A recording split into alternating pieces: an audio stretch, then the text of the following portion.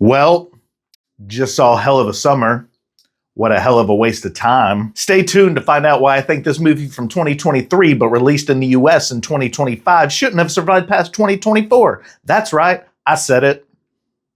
Hey y'all, welcome to The Real Value, where we recap, review, rate, and evaluate all things real, all things watched. I'm Cal, your horror pal, and on today's episode, we're going to talk about the 2023/2025 kind of horror, kind of comedy, kind of a pain in my ass, Hell of a Summer. Starring, written, and directed by Finn Wolfhard and Billy Brick, this film proves that just because you got lucky and scored a role on one of the biggest Netflix series of all time as a child does not mean you have the talent or wherewithal to make a good horror movie. Okay, maybe that sounded a little harsh. Maybe a lot of that was born out of envy. Maybe some anger for a wasted hour and 28 minutes of my life that are relinquished by sitting through this unambitious, trope-riddled bore fest of an excuse for a movie, but I am that I am. On the real,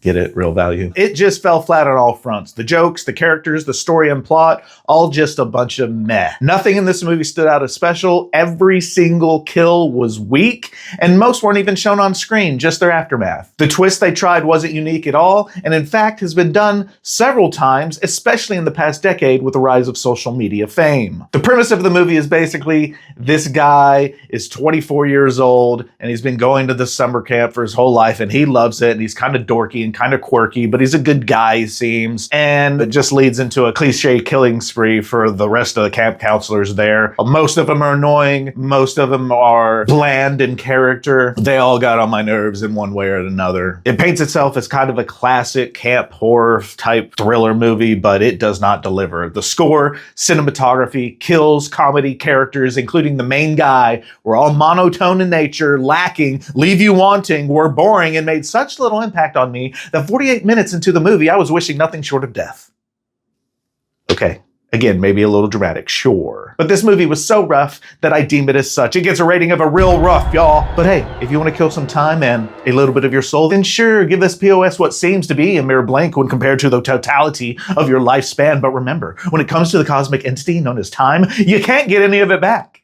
You won't get any of it back. So don't come crawling back to me when you see the movie and you think to yourself, oh me, oh my horror pal Cal, why have you forsaken me? For I did not. I tried to warn you. That is why I'm here. Save yourself and listen to reason when I say this movie, a blizzos. One scaredy cow for the atmosphere it tries to create but fails to deliver on. Hell of a Summer, more like smells of a bummer. Yeah.